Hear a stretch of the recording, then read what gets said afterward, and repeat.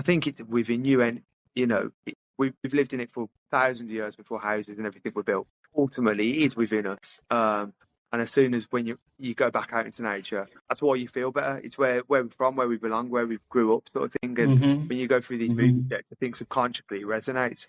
It's just, and everything's on a grander scale. You look at the biggest building in the world, the Burj Khalifa, and then look at Everest.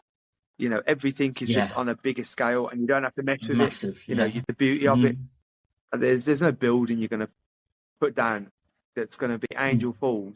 Said, there's not much up Norfolk, and we kind of like stayed away from it for a while because on his say so. We went up there, and it was honestly we went in November. We done a reel on there, and I think you can just scroll down quickly, and there's a big word on the screen that says mistake, because that's exactly what it was. It was a mistake that we almost rolled it out for so long on someone's say so, and we don't usually let people's opinion sway us. We usually just check everywhere with an open mind. And what a mistake that was. We should have went there so much easier. But I think don't be so quick to get out your country. Everyone's so quick to jet off. If you have ever wanted to understand why we should be asking for nature's help on mindsets, adventures, and more, then you're in the right place. So, welcome to Maximise Nature. Today's guest is ADVENTURE.AMORE, or ADVENTURE.AMORE for our Italian listeners, and the host is Tom Harbon, an outdoor enthusiast who is obsessed with travelling around the world, capturing travel content that will simply blow your minds. It has mine. If you've ever wanted to explore places that feel like a hidden gem on your doorstep, or even feel AI generated, then this is the episode for you. We're going to explain with Tom just how special places on Earth can be, and why adventure can change your perspective and those perspectives people around you. Then we will take the good thoughts and put them in a travel bag, ready to use on our next adventure. For me, nature is like a tomato. Sometimes you like it and sometimes you don't. But if you're curious enough to eat it, then you'll find many seeds.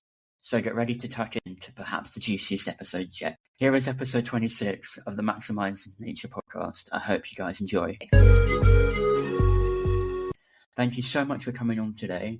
I can't wait to get into this conversation with you. Not a problem. I'm excited to get stuck in. Tom, could you please introduce yourself to members of the audience who perhaps have never seen or come across your Instagram page or other content areas? So I'm Tom. I run the travel page ADVENTURE.AMORE, and the reason I do the fingers is it still feels weird. This is a page we only started 2 years ago. We started January 15th, 2024. So it's been just over 2 years, I think, last week, the week before. I still work a full-time job. I'm still very much, this was not planned, but we just absolutely love getting out. We love traveling. We love seeing the world. And we like to go somewhere a little bit unusual. So most of the places we head to, we are a little bit quirky. So because of our love for nature, we was always out, we was always recording, and it was more for ourselves, really. It was to sort of show friends and family the places we've been. It was friends who were saying, you should start posting, putting it on an Instagram page, and then it grew arms and legs, and I'm thankful for everyone who supported us, because it's clearly resonated with people. And yeah, we go all over the place now. I'm hoping, touch wood, this year that I'll go full time, and this is all I do, which I'd absolutely love. That'd be a dream come true. But because we had Jax, so we've got a 5-month-old baby, I was going to make the jump last year, but I thought I definitely need to make sure everything's secured. I've got a little baby now, so I extended it 1 more year. So hopefully end of this year, 2026, fingers crossed, I'll just travel full time. And then my goal is to really get the get YouTube going, because it's not a lot of time for that at the moment. So just to see how far both the platforms have come is actually crazy to me. And thanks again for coming on, because it does mean a lot. Oh, a pleasure. I mean, look, do you know what? If you just keep going, I know it sounds so cliche because everyone says you just don't give up, but it literally is that. We went, I'm going to say, from January 15th when we started, we probably got through to about end of May with almost no one. I say no one. We went from 0 to probably 2,000, 3,000 followers, which was all right. I suppose it's not bad. And then we went to a place called Druid's Temple in York, and we done a post there. and it was only a short video. It must have been no longer than 15 seconds. I don't know if you've seen the show Vikings or if you're aware of it. With Ragnar Lothbrok and everything. So we walked through this place called Druid's Temple, and I think I've done a text on screen that says this is like walking into the real life Vikings, meaning the show. Oh, I have definitely have seen that. Yeah. I don't know if it blew up for a good reason or a bad reason, because there was a lot of people liking it for how it looked, but then there was a lot of people going, Vikings weren't druids, but obviously it's just called Druid's Temple, and I liked it to the show Vikings, and there was a load of people arguing on the post. Overnight, that grew us. I think we went to bed with about 3,500 followers, and we woke up the next morning with just short of 30. Yeah, no, it's crazy how it can work like that, isn't mental it? From one video, and then after that, it started. All the other videos below it started gaining traction, and but ultimately we was going to do it anyway. We love what we're doing. We love travelling. We do it all the time anyway. Jax is 5 months old, and he's been to more places in the UK than a lot of people. We've took him to Jersey. We was in Thailand at Christmas. He's got Morocco start of April. We've got Greece, Albania booked. He's got a whole host of holidays, and he's before he's even 1 year old. So that's how we want to bring him up to see the world, and I think it changes you as a person as well. I think you start seeing different cultures, seeing things from the other side of the fence. Why are some of the best adventures, like you were saying, hidden in plain sight? And what does this tell you about the outdoors and all that it has to offer? I say in plain sight, a lot of people probably know of the area, but I don't think they necessarily know where to go, So if you ask a lot of people, Scotland, Wales, places like that, we love it. I think a lot of people flee to there very quickly without looking, especially I'm going to take UK out now and say English and break it down a bit further. A lot of English people typically think Scotland or Wales. They should stop to look more local. I know everyone will default to Cornwall or Devon, but, places like Dorset, I'm in Wiltshire now, and we're going to do a little video because we're close. So you'll see what's around here, hopefully, in the next coming days. I'm not sure when this is getting released, but you'll definitely see it on my Instagram. York, absolutely beautiful. We went over to Norfolk for the first time. So Leanne's brother was in the forces and was based in Norfolk, and he come back, and I don't think he was quite an active guy. He's sort of, I think at the time, wasn't interested in long walks. He was a young lad who wanted to go on the piss. So I think he come back and he said, there's not much up Norfolk. And we kind of stayed away from it for a while because on his say so. We went up there, and it was honestly we went in November. We done a reel on there, and I think you can just scroll down quickly, and there's a big word on the screen that says mistake, because that's exactly what it was. It was a mistake that we almost rolled it out for so long on someone's say so, and we don't usually let people's opinion sway us. We usually just check everywhere with an open mind. And what a mistake that was. We should have went there so much easier. But I think don't be so quick to get out your country. Everyone's so quick to jet off and go abroad. We're an advocate for pushing stuff in the UK. We don't get me wrong, we love a holiday, but a lot of our posts, I've done a big reel on my page, how to travel abroad without leaving the UK, and I do one comparison per country. So I say, this is how to get something that's like China, the closest UK equivalent. This is Bali, closest UK equivalent. Canada, we cover Finland, we cover 10 countries in the world and show the best UK equivalent within that.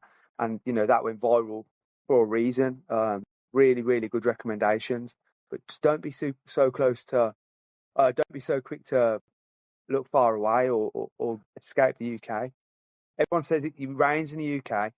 UK, I'm telling you now, has the best autumn in the world, and we've been everywhere. Facts. Yeah, UK, autumn. You go to Wales and go some of the walks in autumn, incredible. Yeah, and the waterfalls in the winter, unless crazy, you're going to go, beautiful, honestly. So we're not in a bad place at all. You just got to pick the right spots.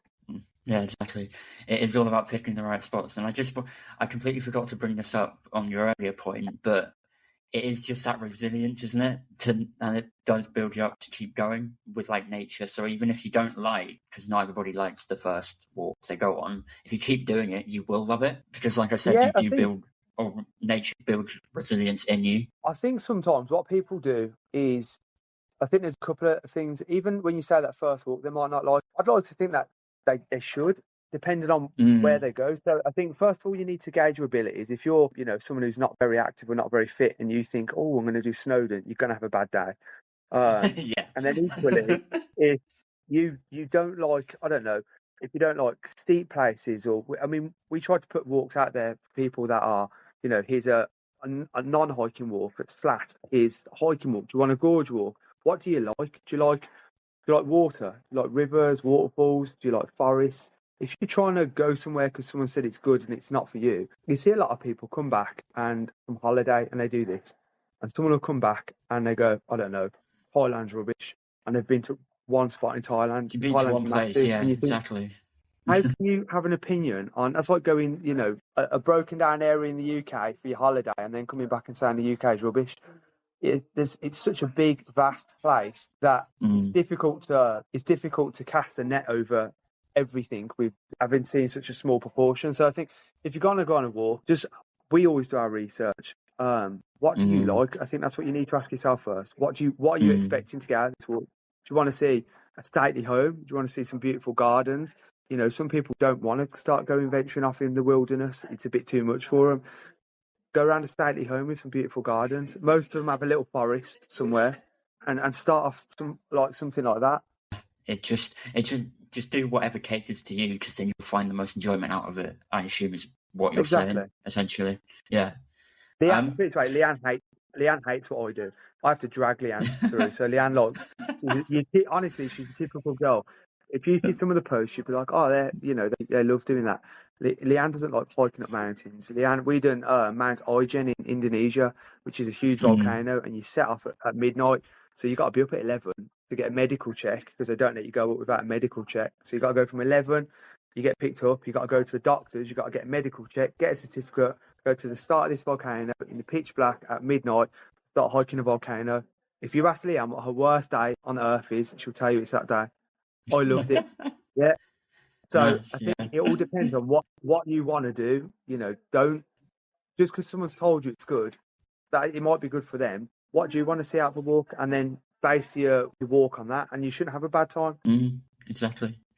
Is there anywhere in the world that you have travelled, apart from Leanne's favourite place, apparently, that you feel people underestimate because of its negative reputation?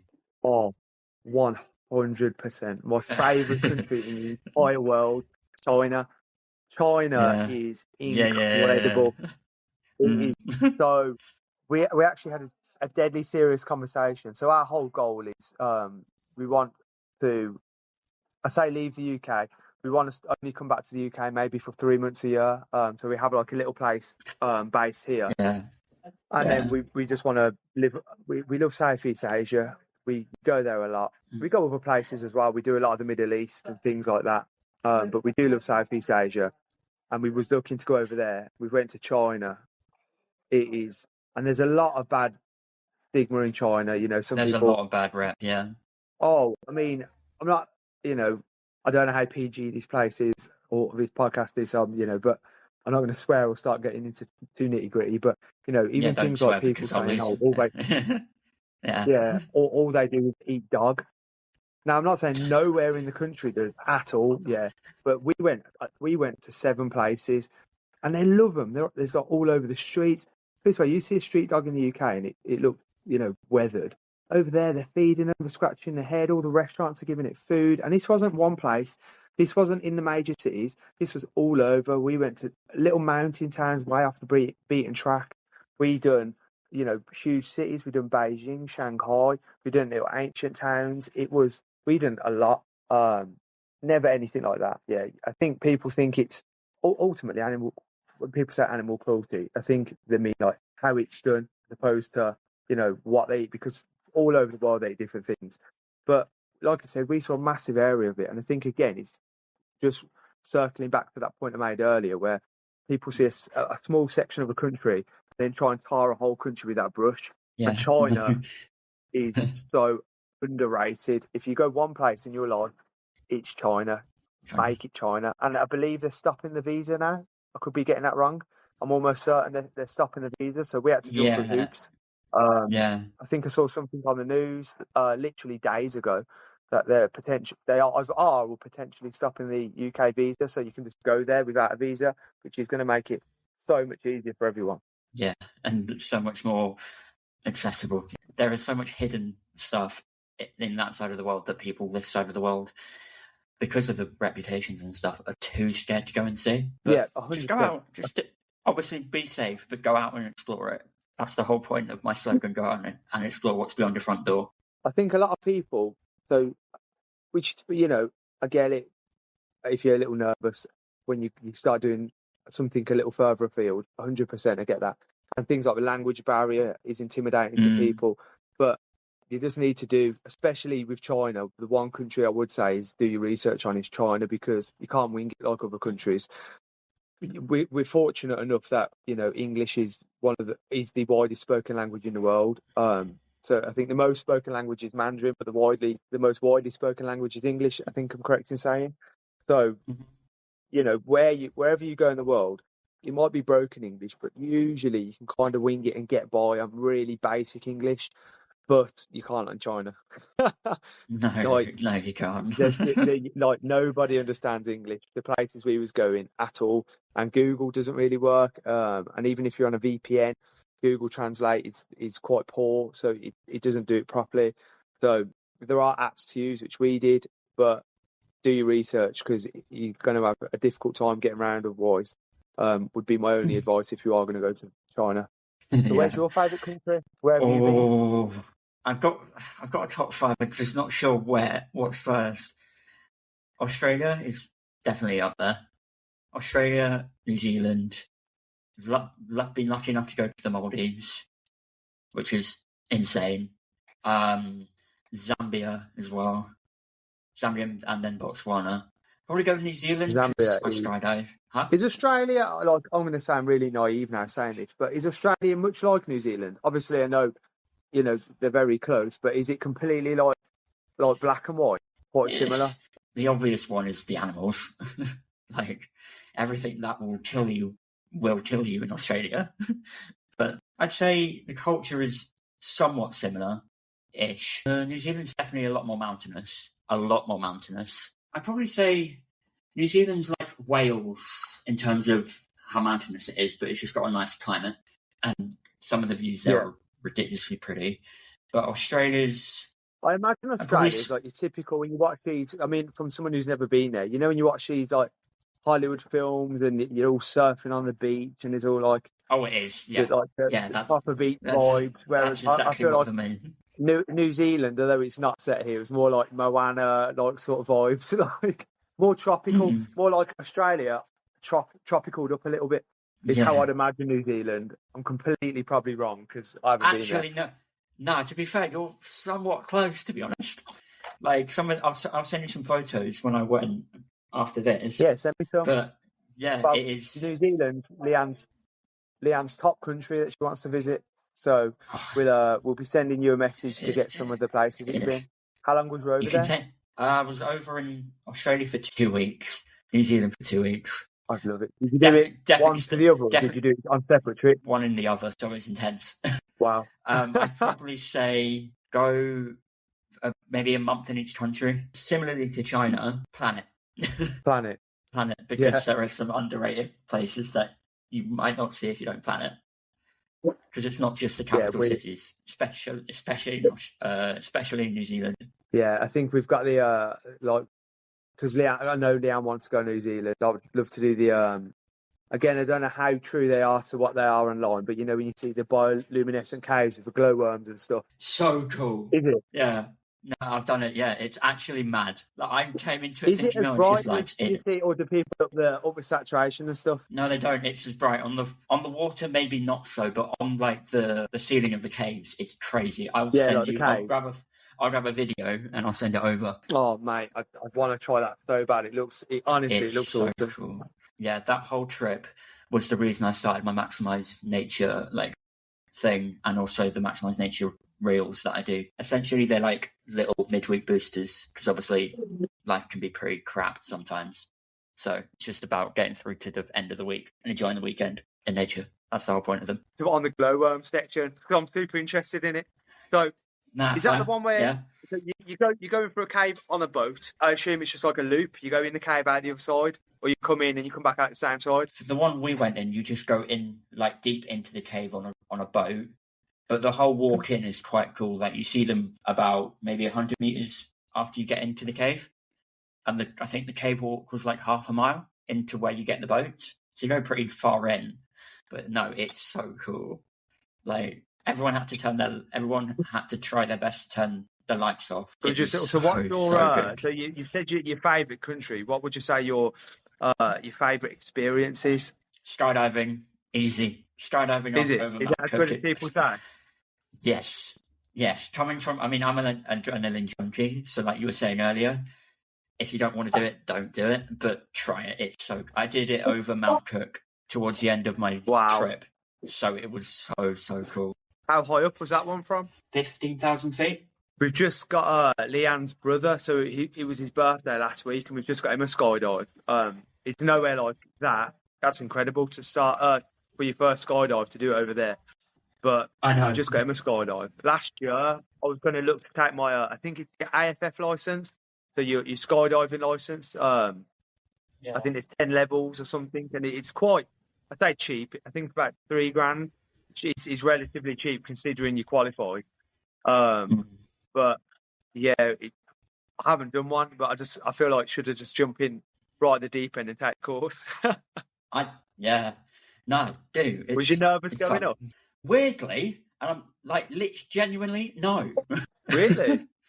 Because don't get me wrong, so long story short, we went to do it in Queenstown instead, and obviously I was terrified then, but it got called off because of the weather. So it was a touch and go whether I'd actually do it. And then when we went to wherever Mount Cook is, I can't remember the city or place we were staying, I was literally like, I'll just send it anyway.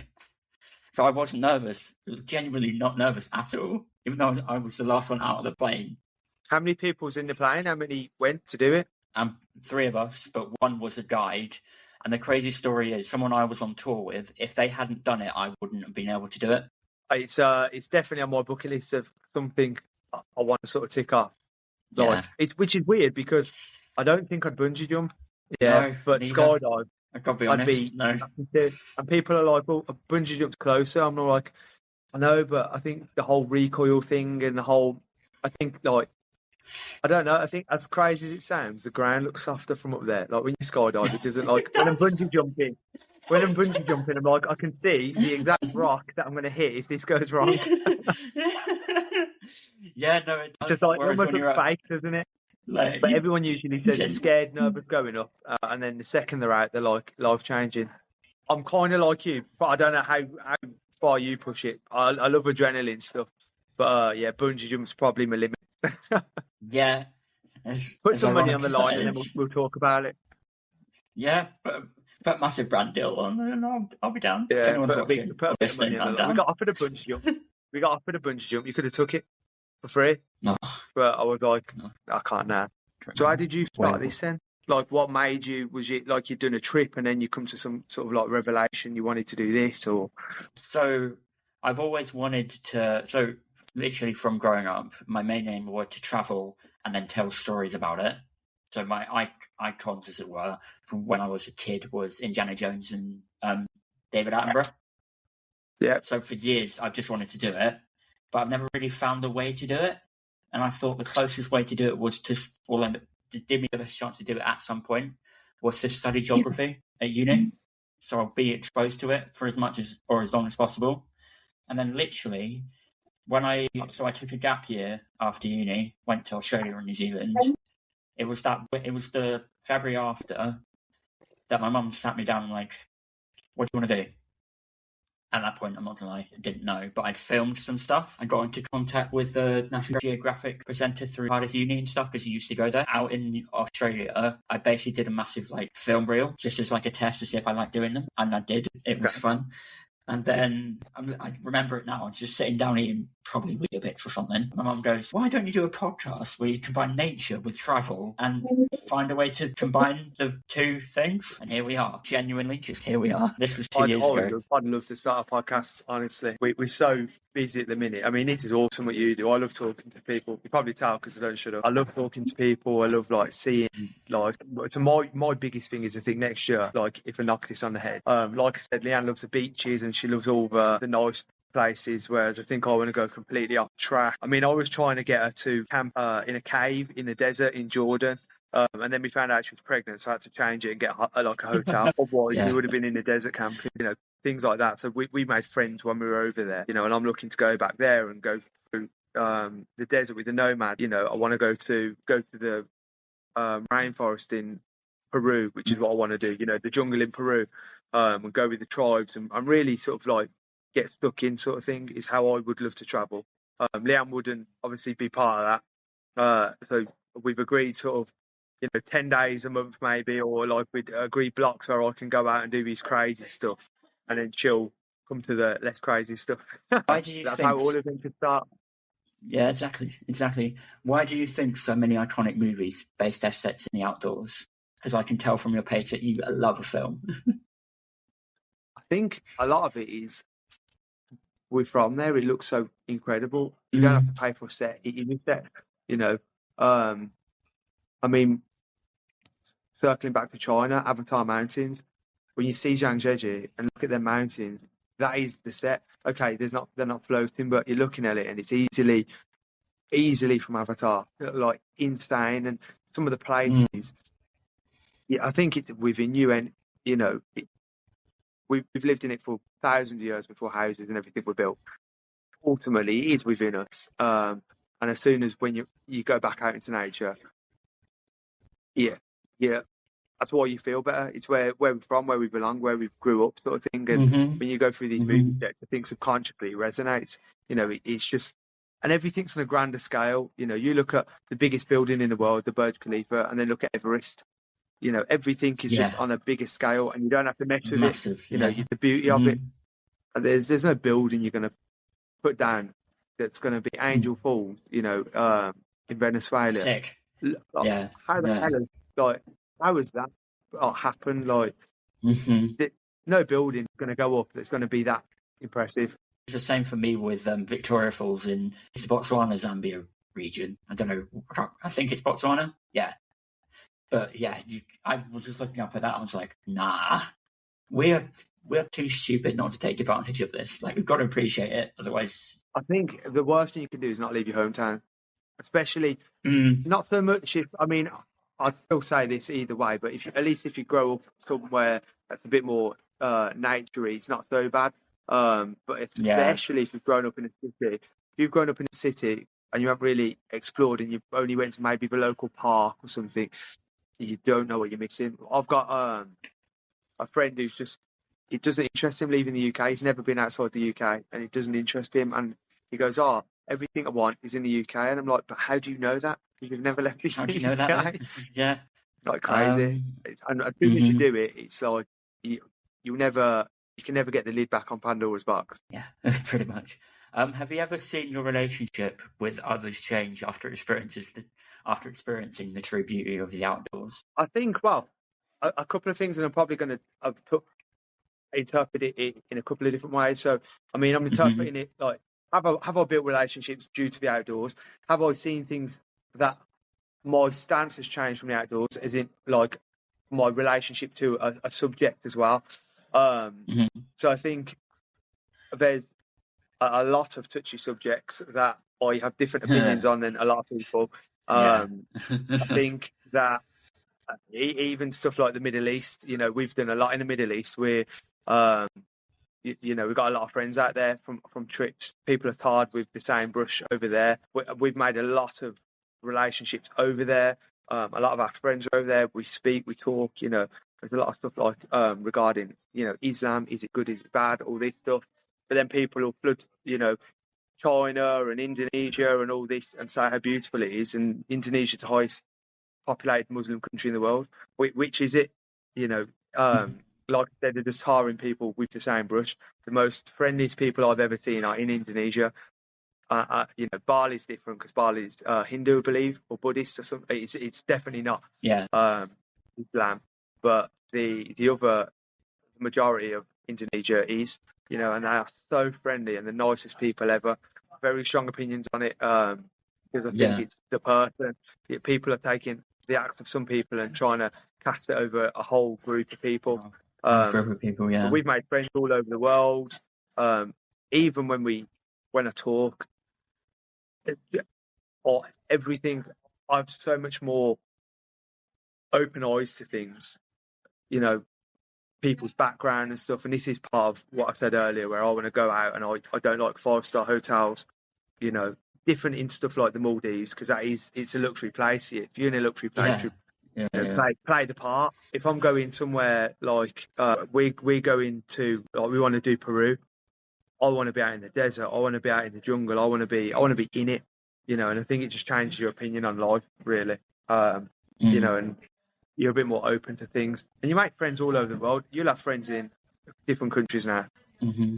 Yeah. My best friend's Portuguese, and he's always banging the drum about going to Portugal. But I love it, as crazy as it sounds, just because he's Portuguese as well, because his background and his upbringing. And when you're talking to him, I don't just feel like I'm talking to someone else who I've met in school, because his complete life experience is different to me. What he used to eat for breakfast was different to what I ate for breakfast. What he did in his spare time is different to what I do in my spare time.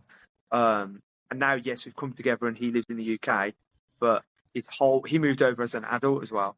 But his whole background is completely different, and it's just so much more refreshing to get a different set of eyes on things. So I think the underlying thing from that is just get out and don't limit yourself to your, as you were saying earlier, your little town, or just what your comforts are, basically, or like your comfort places. A lot of our opinions, I think, are built on like tribalism, aren't they? So you if you are, I don't know, a certain ethnicity, you group together, or if you've got like a certain so I don't know, you like Formula One, you group together.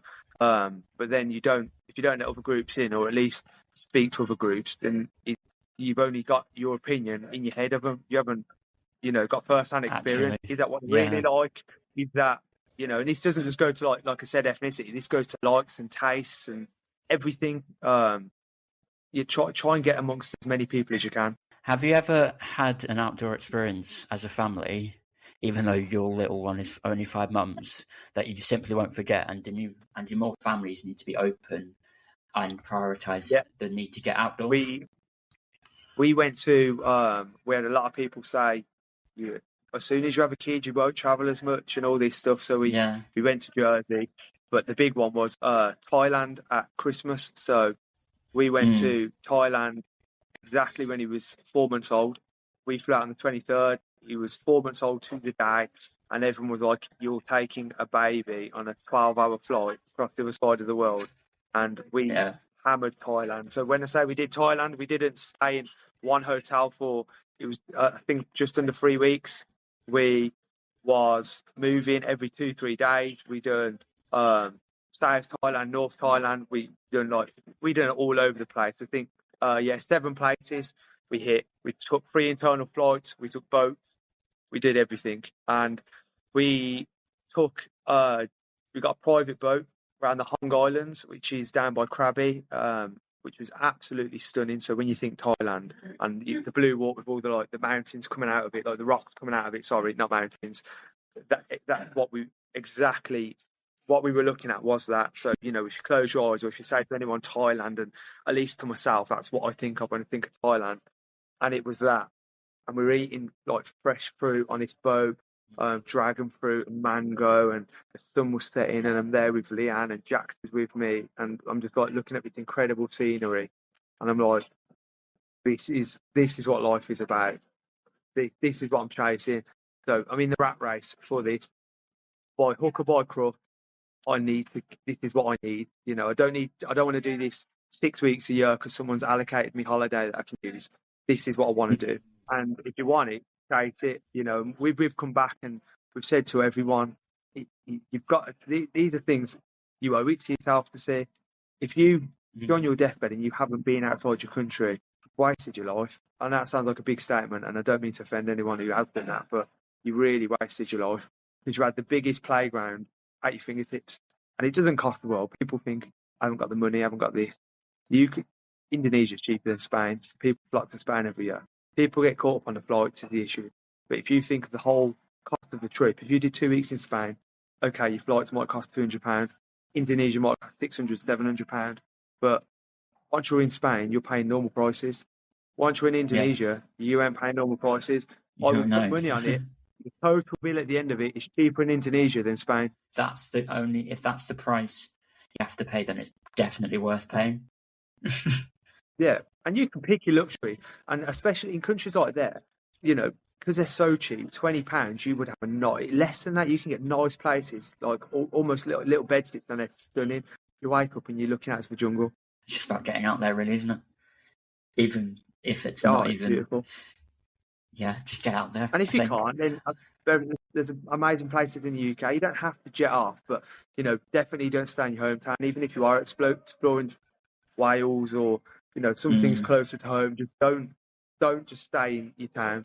Yeah, that's even exactly why I moved. I mean, you go to Scotland, and that's a different culture. We went to Scotland in January, and that's so different. As crazy as it sounds, because it's the part of the UK, but obviously it's still its own country. Scotland's so much different to England, and it's attached. To get out and explore what's beyond your front door, really, isn't it? Was there ever a moment or a viewpoint that took your breath away, so listeners can have that breathtaking experience with you now? There's a place in East Java, so the island left of Bali, and we was there for like 3 weeks. Then there's a waterfall that is very underrated. In fact, there's 2 waterfalls. One is incredible, but it's a tourist hotspot now. Tumpak Sewu waterfall. It's like a horseshoe. Yeah. There's just waterfall falling all around you. Breathtaking, incredible. But unless you go early in the morning, it's flooded with people. Still incredible. But there's one called Kapas Biru waterfall, and you go through this little village. They barely see any Westerners at all. We had all the little children running out to us, and like villagers like on the phones telling the friends that there's Westerners in the village. And you go down this little jungle trail, it's quite steep in places, and it just opens up into this enormous waterfall.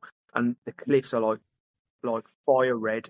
I don't even know what rock it is, but fire red the cliff is, and it's huge. And you've got all the greenery, and I'm just like. And I've got all the villagers, because the village followed us down because we were Westerners. They was all like amazed that there was Westerners there, and they were giving us fruit and following us down, and the kids all come, and it was just such a nice experience. And I was just, when you're just in the moment, you don't know you're in the moment, like till it's gone. I look back now. At the time, I was like, oh, this is really nice. But I look back now and I'm eating fresh fruit with like the locals, and I'm staring at this beautiful waterfall, and there's not a million tourists there. In fact, we were the only Westerners there, and I was just like. It was like the epiphany of like tropical, if all I can say. Yeah. I think a big thing there is the sense of like community, because they haven't got all of this like 9-to-5 type stuff. They're just so excited to welcome you, and I think that is probably the most underrated thing about the eastern side of the world and that side. And even in Africa as well. I think the people as well. People make it, because like I said, people have different experiences and how they're born. And it's just completely different. But you don't. When you're working 9 to 5, I think everything. If it's always a sunny day, you don't know it's a good day, do you? Because it's always been a good day. So I must think in a crazy way, I appreciate it more than. You can see these locals over there, and they live it, they breathe it every day. It's all we've ever seen, and they want to get away. And we used to have people going, "Oh, do you reckon you could get me a job in the UK?" And I'm thinking, why the hell do you want to come to the UK? Like, you've got beautiful paradise, but if you live and breathe it every single day, it's different. It's not special to you, is it? Really? Exactly. Like you have to. It's your whole point. You have to go and travel and experience different things. Yeah, 100%. Oh, I couldn't agree more. You just get out there. Please write down and send to me one nature-based phrase that I must get into the next podcast without my guest knowing. And did you spot the one my last guest gave me? What I would say was the tomato thing at the beginning, but then I think you said that was before it had started. You know what? I'll give you it. Yeah, it was. Was it? It was that, yeah. Because I had no idea. Honestly, no idea how to get that one in. I thought it was a bit of an unusual analogy, but I thought, okay. It was. It was, yeah. Well done. I'll think of one and I'll send it over to you. Yeah, you're literally the first person to get. Fair play. Thank you. I did not think I'd be able to get it to it. But yeah. Where can people find you? And what are you doing next? So people can find us on Instagram at ADVENTURE.AMORE or Amore. So it has the E on the end. Same, we've got a Facebook page and our TikTok is ADVENTURE.AMORE1.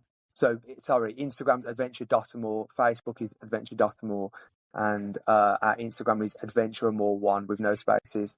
And our next, we've got a load of stuff. Like I said, I'm doing a lot of UK stuff up until April, and then we've got Morocco in April. We've got Spain, Greece, and Albania in May.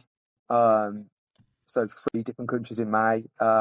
We've got we're looking to do America, a big trip across America, probably tied up between America or Vietnam next year, so we're not quite sure yet.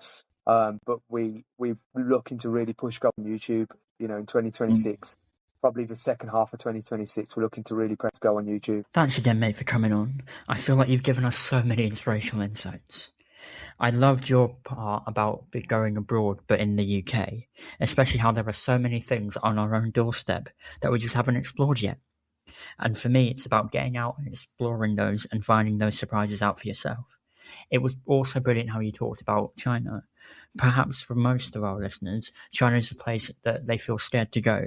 However, as long as you do your research, head out and explore China for yourself, because as you said, it promises to be an incredible place to visit.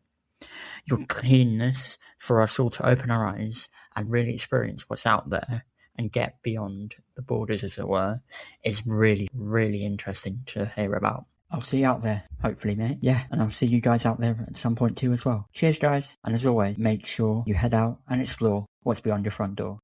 If you enjoyed that episode, then we have plenty more to offer you. You interested? From a conversation with Paralympic champion Dimitri Coutier about the power of being active, to incredible wildlife conversations and encounters with Dr. Niall McCann. Find out more by typing in the Maximise Nature Podcast anywhere, and follow on Instagram at Maximise_Nature, that's at Maximise_Nature, for a chance not only to catch up on more episodes, but also maximise your midweek. Bye guys!